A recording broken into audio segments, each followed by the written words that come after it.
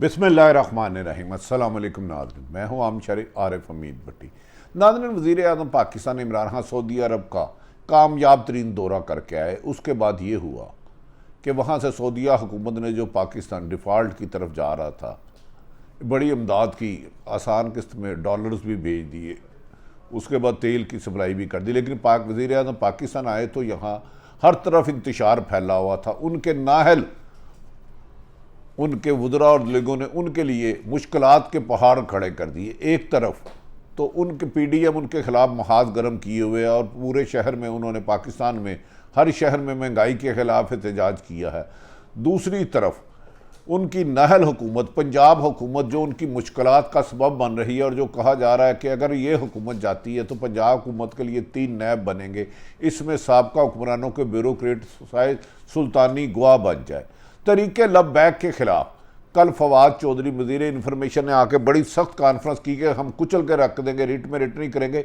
याद रखें कि ये वही तरीके लबैक एहतजाज कर रही है जिसमें PTI के वज़ीर ख़ारजा मौजूदा शाह महमूद कुरैशी ने खुद शिरकत की थी और वज़ीर दाखिला शेख रशीद ने इनके हक़ में बयान दिया था कि तरीके लबैक का रास्ता रोका गया, उन्हें लॉन्ग मार्च से रोका गया तो पूरा मुल्क में तूफ़ान बरपा हो जाएगा। आज वही इन्हें गिरफ्तार करने, इन पर शेलिंग करने, फायरिंग करने, इनके बंदे मारने पर लगे हुए हैं। कल वज़ीर इंफॉर्मेशन ने सख्त बयान दिया कि इन्हें छोड़ेंगे नहीं, रिट पे रिट है, ये अस्करी विंग है। बदकिस्मती देखें, इस हुकूमत के कोलो फेल का तजाद। फेक न्यूज़ की तो बात करते हैं, फेस बयानात के इन्होंने अंबार लगा दिए। आज सुबह से खबरें चल रही हैं कि इस्लामाबाद में तरीके लबैक और हुकूमत के दरमियान मज़ाकरात हो रहे हैं। और ये भी खबर चली है बाज़ टीवियों पर कि साद रिजवी जो इस वक्त जेल में थे, उन्हें स्पेशल इस्लामाबाद ले जाया गया है। दूसरी तरफ मौजूदा हुकूमत को उस वक्त बहुत बुरा डेंट पड़ा जब उनके मुंतब जाब कमाल के ख़िलाफ़ अदम एतमाद की तहरीक आई और वहाँ ना सिर्फ उनके मुखालफिन लोग, अपोजिशन के लोग बलूचिस्तान में, बल्कि PTI के लोगों ने भी वज़ीर आज़म के नामजद करदा जाम कमाल का साथ छोड़ दिया और वो मजबूरन इस्तीफ़ा दे के भाग गए। अब कहा जा रहा है कि नए उम्मीदवार जो बने हैं कद्दूस बजिंजो साहब, उनके मुकाबले में कागज़ भी किसी ने जमा नहीं कराया। तो की जा रही है कि वो आइंदा वज़ीर आज़म के बिला मुकाबला वज़ीर आला बलूचिस्तान हासिल बजिंजो हो जाएंगे। जबकि कहा जा रहा है इसके असरात पंजाब और वफाक में भी नज़र आने शुरू हो गए हैं। MQM ने मौजूदा हुकूमत की करप्शन, नाहली, नलैकी पर इल्ज़ामत ओपन करने शुरू कर दिए हैं, जबकि बाप जमात ने भी PTI के हुकूमत पर हजात किया और काफ लीग ने पहले ही कहा है कि PTI ने उनके साथ धोखा दिया था, उनके जो वादा किया है पूरे नहीं किए। ये हिकमत अमली, दानिशमंदी और कानून और आइन की बालादस्ती की बजाय हट दर्मी और ज़बरदस्ती हुकूमत चलाने की कोशिश कर रहे हैं और ये मार्शाल्लाह लगाई हुई है जमाखुद हुकूमत ने। नाज़रीन, वज़ीर आज़म इमरान खान ने 3 साल अपोजिशन पीपल्स पार्टी और नून लीग के नवाज शरीफ, आसफ जरदारी समेत तमाम बड़े लीडरों को गिरफ्तार करवाया नैब के हाथों। उन पर मुबैना इल्ज़ाम था कि उन्होंने अरबों खरबों रुपए करप्शन किए, लेकिन बदकिस्मती है एक पैसा रिकवर नहीं हुआ, जिस पर वज़ीर आज़म का ये बयानिया बुरी तरह पिट गया कि इन लोगों से पैसा रिकवर होगा। जबकि माजी में खुद पीपल्स पार्टी और नून लीग एक दूसरे पर अरबों रुपए करप्शन के इल्ज़ाम लगा बैठी हैं।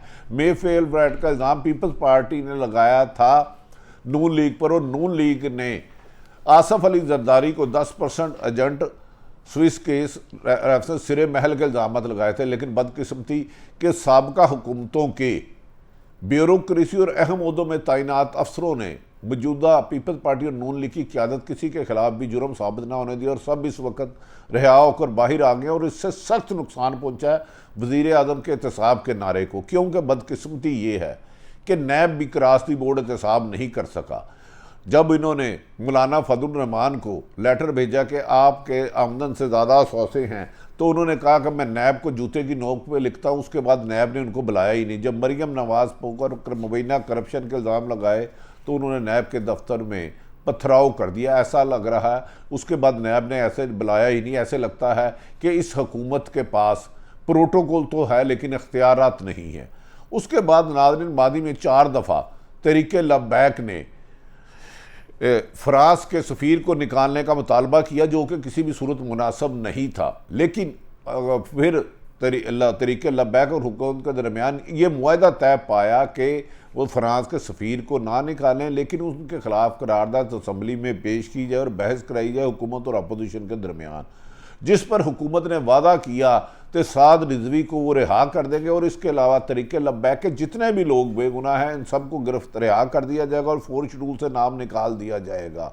लेकिन हुकूमत ने जब वादा खिलाफी की, झूठ बोला, उनसे टकराव किया, और अब हुकूमत कहती है कि लॉन्ग मार्च करना जुर्म है क्योंकि ये कलंदम तहरीक है। नाज़रीन, मैंने मान लिया लॉन्ग मार्च करना जुर्म है, तो फिर इस जुर्म को तो वकला ने भी किया, पीपल्स पार्टी ने भी किया, नून लीग ने भी किया, खुद तहरीके इंसाफ ने भी किया, और इसी जीटी रोड लाहौर से वज़ीर आज़म इमरान खान उस वक्त 2014 में धरना लेके गए तो पूरा पाकिस्तान चौक हो गया था। हाँ, किसी को भी आशिक़ रसूल जो है ख़ुसूसन, वो किसी भी शख्स को नाहक नहीं मार सकता, तोड़ फोड़ नहीं कर सकता। पुरतशद्दद एहतजाज खुद एक जुल्म ज़्यादती आता है, ऐसे लोगों से किसी किस्म की माफ़ी नहीं होनी चाहिए। लेकिन कल वज़ीर आज़म को ये एहतजाज अच्छा लग रहा था, शेख रशीद को एहतजाज अच्छा लग रहा था, फैज़ाबाद में हसास अदारे के लोगों ने जाके मुज़ाकरत किए और कल तक कह रहे थे कि ये अस्करी विंग है। आज किस मुँह से ये तरीके लब्बैक के लोगों से दोबारा मुज़ाकरत करें? लग रहा है वज़ीर आज़म के नाहल और हर हुकूमत में रहने वाले कुछ वज़रा और सरकारी अफसर वज़ीर आज़म के ख़िलाफ़ सुल्तानी गवाह बन जाएंगे आने वाले वक्त में, जो इतलात आ रही हैं। यह भी कहा जा रहा है कि तोसाखाना केस में वज़ीर आज़म के करीबी साथी ने अहम अदारों को वो इन्फॉर्मेशन दी है जिससे आने वाले दिनों में सियासी भूचाल आ सकता है।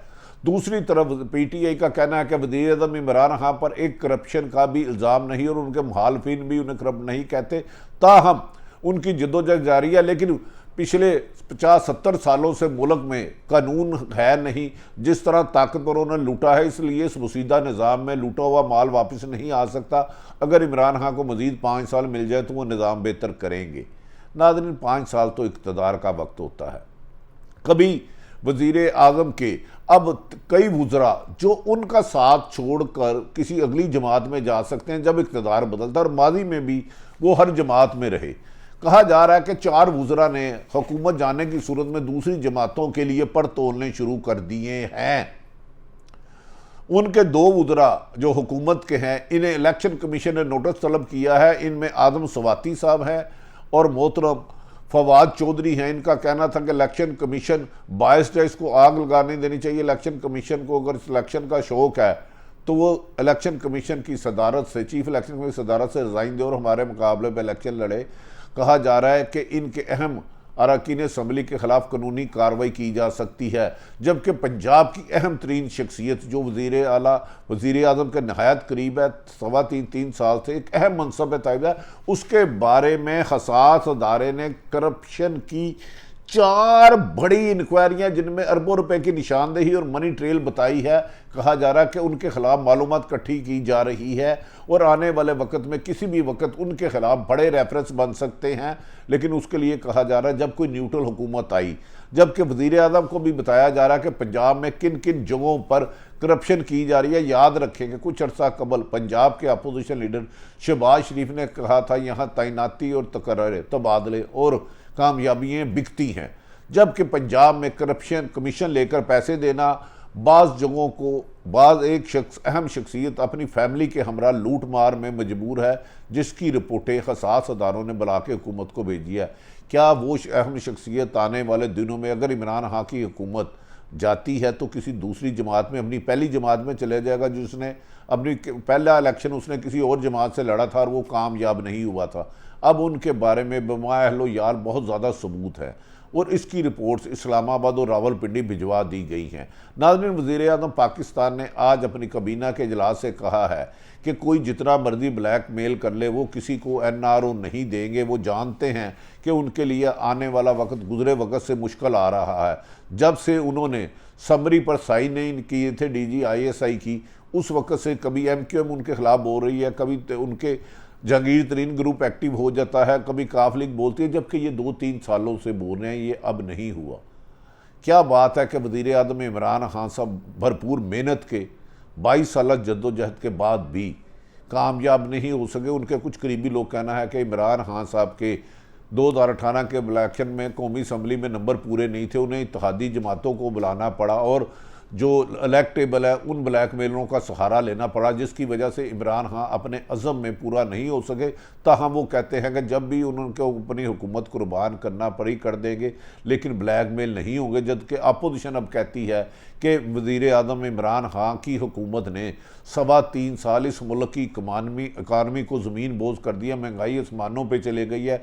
इसका टाइम पूरा कराएंगे ताकि नेक्स्ट टाइम ना आए। जबकि वज़ीर आज़म इमरान खान ने पंजाब और वफाकी में अफसरों और सियासतदानों की कारकर्दगी के लिए अहम इजलास तलब कर लिया और कहा जा रहा है कि जिन लोगों की करप्शन की शिकायत वज़ीर आज़म को काउंटर चेक करने पर कन्फर्म हुई, वो किसी भी बड़े ओहदे पर हैं, वज़ीर आज़म उनको सैक करने का प्रोग्राम बना रहे हैं। और वज़ीर आज़म ने कहा कि करप्शन का इल्ज़ाम PTI के किसी जमात या ब्यूरोक्रेट पे आया तो वो ना PTI में रहेगा ना हुकूमत में रहेगा और नौकरियों से जाएगा। क्या वज़ीर आज़म अपने इस दावे को पूरा कर पाएंगे? क्योंकि नंबर गेम कम होने और सरकारी मुलाजमीन जो साबका हुक्मरानों के आज भी वफादार है, उनके खिलाफ वज़ीर आज़म कार्रवाई करेंगे। ये एक बड़ा इम्तहान है। अगर वज़ीर आज़म इसमें कामयाब हो जाते हैं तो अगला इलेक्शन उनके लिए आसान होगा, वरना महंगाई, बेरोज़गारी और लाकानूनीत वज़ीर आज़म के लिए नुकसानदेह साबित हो सकती है। जबकि साबका हुकूमतों में वज़ीर रहने वाले इस हुकूमत में वजारत और सरकारी ओहदों पर ऐश करने वाले,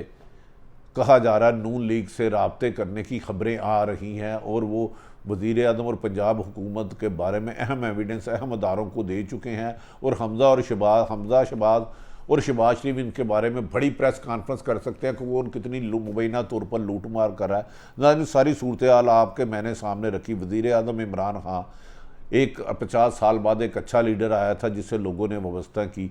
वो अपने वादे आपके साथ किए हुए पूरे कर सके नहीं कर सके, इसका फ़ैसला आप करें। ताहम उनके नादान सियासी और ब्यूरोक्रेट साथी उनके लिए कोई मुश्किलात का हल नहीं बल्कि मुश्किलात की वजह बन रहे हैं। अपने इर्द गिर्द बहनों का ख्याल रखें। नाज़रीन, क्या बलूचिस्तान में बदलती हुकूमत के असरात वफाक और पंजाब में आएंगे? इसके बारे में कुछ भी कहना कबल अज़ वक्त है, तो हम तैयारी दोनों तरफ से जारी है। पाकिस्तान जिंदाबाद।